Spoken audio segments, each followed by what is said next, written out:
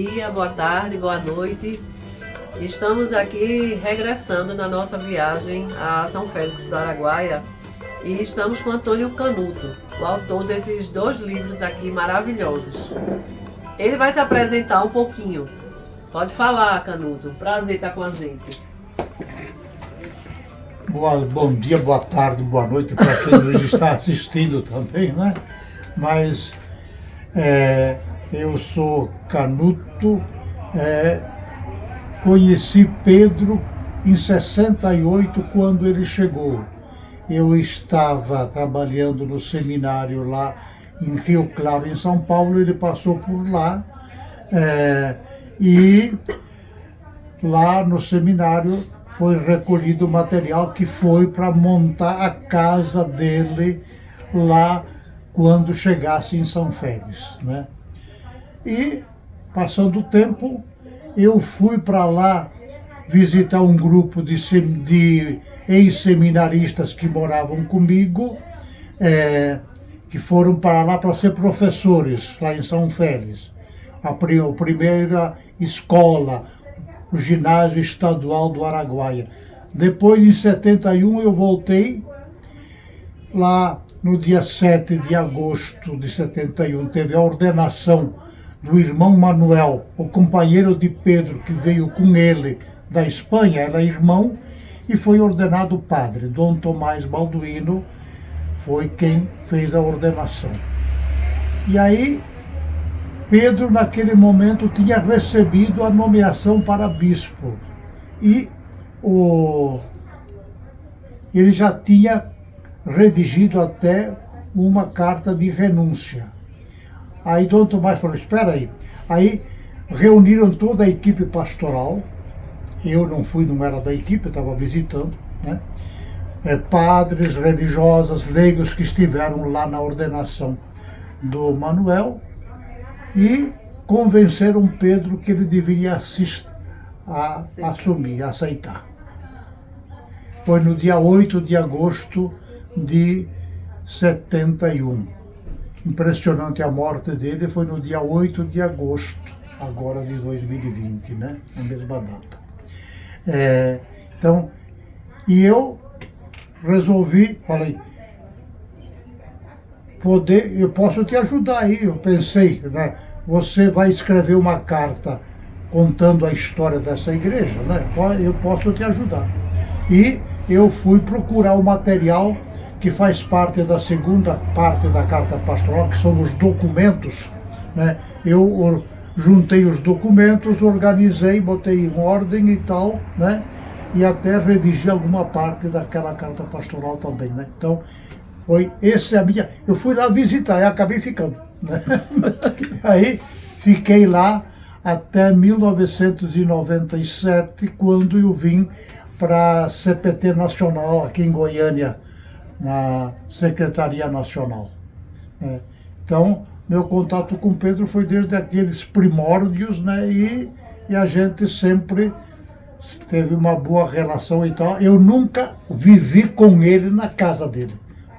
E ficava na casa quando passava por lá, mas eu não vivi com ele na casa, né?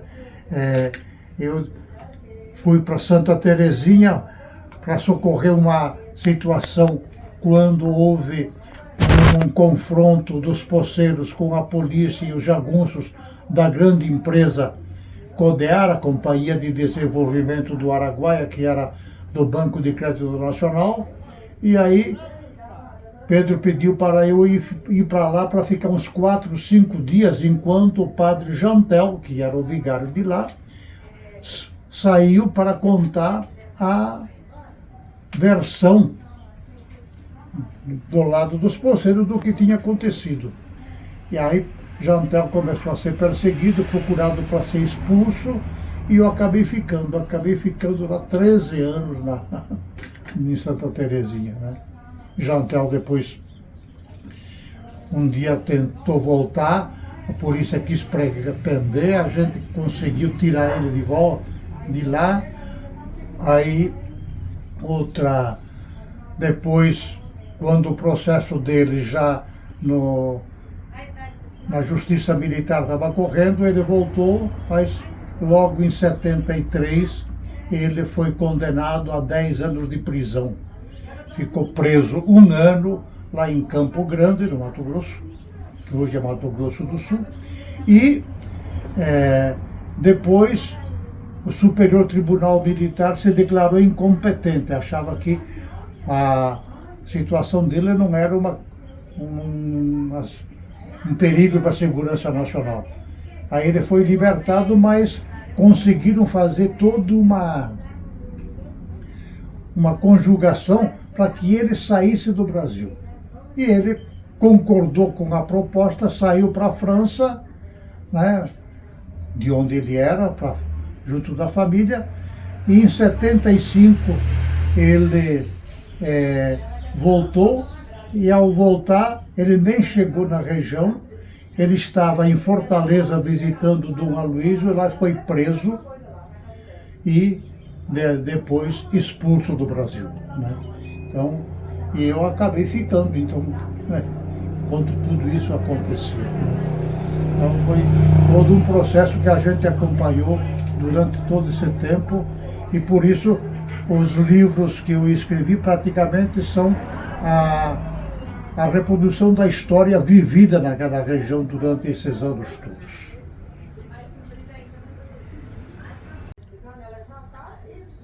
Canuto, diga pra gente assim, os desafios, né, da igreja depois de 3 anos da partida de Pedro. Quais são os desafios que ficam e qual a mensagem que você deixa? O grande problema hoje é manter o legado de Pedro, o seu espírito, a sua luta, a sua visão de igreja e do mundo, né? Porque Pedro foi alguém muito adiante do tempo dele. Foi alguém que ultrapassou as barreiras da igreja local, da igreja nacional. Ele tinha uma dimensão além das igrejas e além do Brasil, né? Então, Pedro tem uma aceitação universal, né? E manter o legado de Pedro, o seu espírito, as suas ideias, o modelo de igreja que se implantou, que é o modelo que o Papa hoje está tentando propor, dessa sinodalidade, né? Lá se viveu isso numa intensidade e numa forma tão simples que praticamente algo único em todo o mundo, né? Então, todo lá a gente dividia todas as responsabilidades. Pedro não tinha palavra. Tudo era decidido em comum.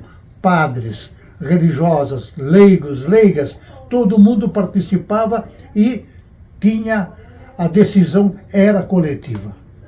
Muitas vezes a posição de Pedro era derrotada. Mas ele assumia, nós decidimos, mesmo ele não concordando com aquela proposta feita. Mas ele disse, nós decidimos. Então, era um outro momento, um outro modelo, uma outra vida que se perdeu, né? Lá não existiu nunca, em tempo de Pedro, reunião de padre, reunião de freira, reunião de quê, né? Era a reunião da equipe pastoral. E a reunião, a Assembleia do Povo, em que o povo todo participava, né? Então, era esse modelo que o Papa hoje sonha para ver se consegue criar alguma coisa, se viveu com intensidade há 50 anos atrás, até Pedro ter deixado a direção da prelazia, quando ele teve que renunciar, né? Então, hoje, como é que vai conseguir, né, manter? Porque mesmo por lá,